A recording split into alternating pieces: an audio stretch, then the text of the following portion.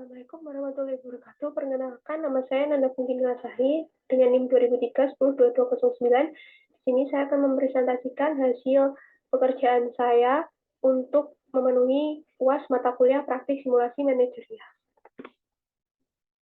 Untuk pembahasan materi dalam presentasi ini ada 5 bab. Yang pertama, yaitu profil perusahaan, yang kedua kode etik perusahaan, yang ketiga manajemen resiko perusahaan, yang keempat manajerial perusahaan dalam strategi pemasaran produk, dan yang kelima tanggung jawab sosial perusahaan terhadap lingkungan.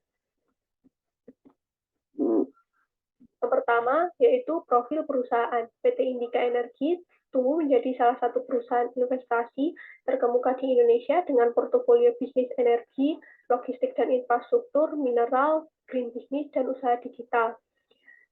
PT Indika Energi juga menyediakan produk dan layanan pelengkap untuk pelanggan domestik dan internasional, serta menangkap peluang pertumbuhan di seluruh perekonomian Indonesia, termasuk di bidang teknologi digital dan perkembangan pesat pada energi terbaru dan terbarukan. Kode etik perusahaan yang pertama untuk karyawan. Di sini karyawan sebagai individu berhak mengembangkan potensi yang dimiliki dan perusahaan harus menghargai talenta yang dimiliki oleh tiap individunya. Yang kedua yaitu kesehatan, keselamatan, dan lingkungan. Yang ketiga, pembukuan, pengawasan, dan perlindungan aset perusahaan.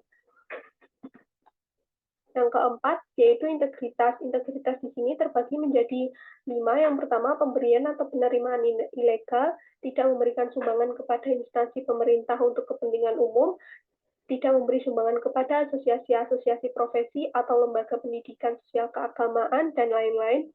Yang keempat, perilaku anti korupsi, dan yang terakhir, manajemen informasi, menjaga segala rahasia data perusahaan, keamanan perangkat teknologi informasi atau TI, dan sistem informasi perusahaan. Yang kelima yaitu pelaporan terhadap ketidakpatuhan, penyelidikan, dan sanksi disiplin.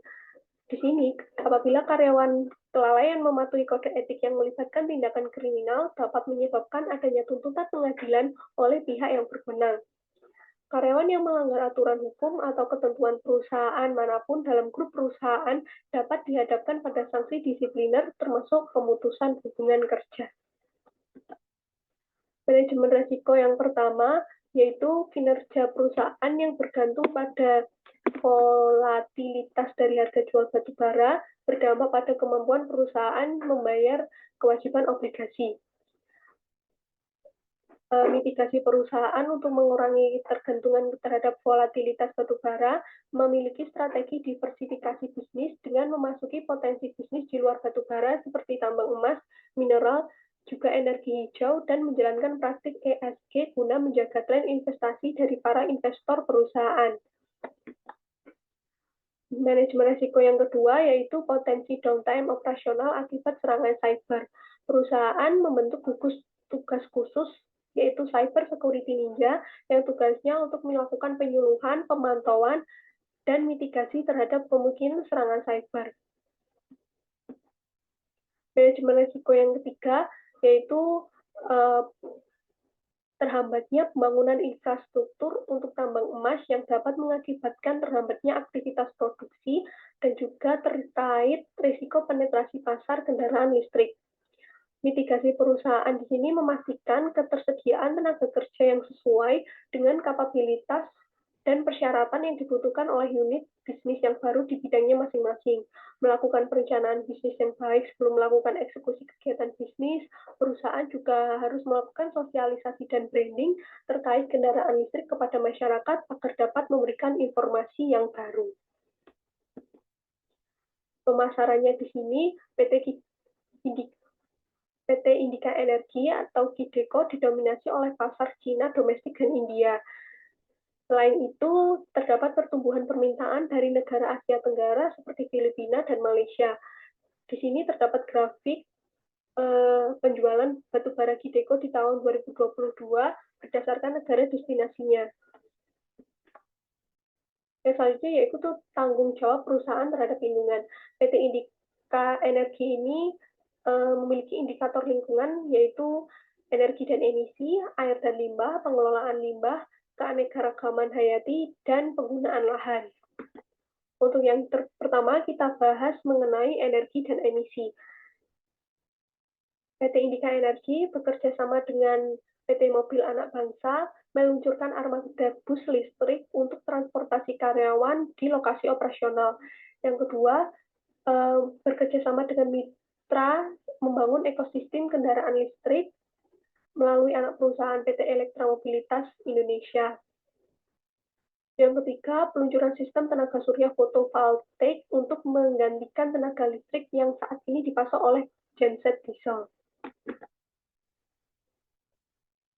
Di bawah ini beberapa dokumentasinya, ada kendaraan listrik motor yang diberi nama Alfa, ada kendaraan bus listrik untuk operasional karyawannya, dan ada pengganti listrik. Yang selanjutnya yaitu air dan limbah.